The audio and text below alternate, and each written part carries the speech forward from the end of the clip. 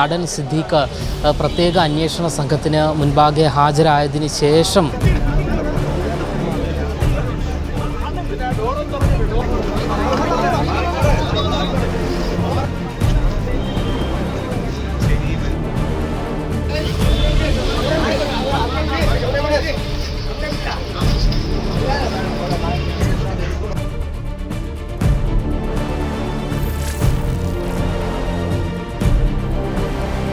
നമസ്കാരം. 2.5 മണിക്കൂർ ചോദ്യം ചെയ്യൽ പിന്നിട്ടതിന് ശേഷം ഇപ്പോൾ നടൻ സിദ്ദീഖ് പ്രത്യേക അന്വേഷണ സംഘത്തിന് മുൻപാകെ ഹാജരായതിന് ശേഷം ഇപ്പോൾ സിറ്റി കൺട്രോൾ റൂമിൽ നിന്നും പുറത്ത് ഇറങ്ങിയിരിക്കുകയാണ്. എന്തായാലും വരും ദിവസങ്ങളിലും, അതായത് 12-ാം തീയതി അതുകൂടാതെ മറ്റൊരു തീയതിയും അദ്ദേഹം ഈ അന്വേഷണ സംഘത്തിന് മുൻപാകെ ഹാജരാകണമെന്നുള്ള റിപ്പോർട്ടുകളാണ് നമുക്കിപ്പോൾ ലഭിക്കുന്നത്. എന്തായാലും നടിയെ ബലാത്സംഗം ചെയ്ത കേസുമായി ബന്ധപ്പെട്ട് അദ്ദേഹം സുപ്രീം കോടതി ഉൾപ്പെടെ സമീപിച്ചിരുന്നു.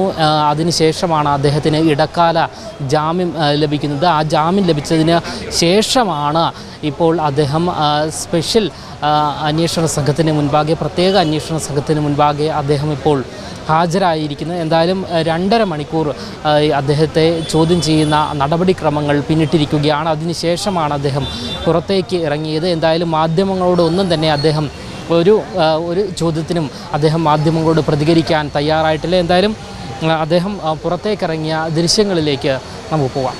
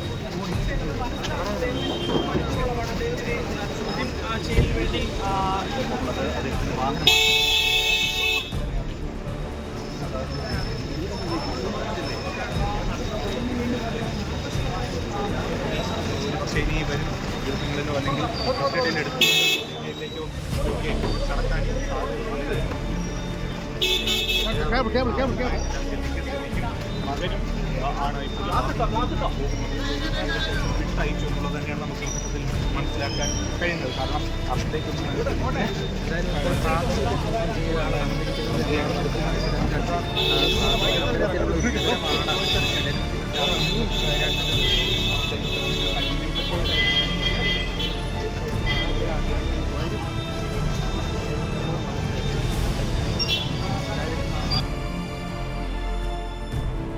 പോലീസിൽ നിന്ന് ലഭിക്കുന്ന വിവരപ്രകാരം അദ്ദേഹം അടുത്ത 12-ാം തീയതിയും ഈ കേസുമായി ബന്ധപ്പെട്ട ചോദ്യം ചെയ്യലിനായി ഹാജരാകണമെന്ന വിവരമാണ് നമുക്ക് എന്തായാലും ലഭിക്കുന്നത്.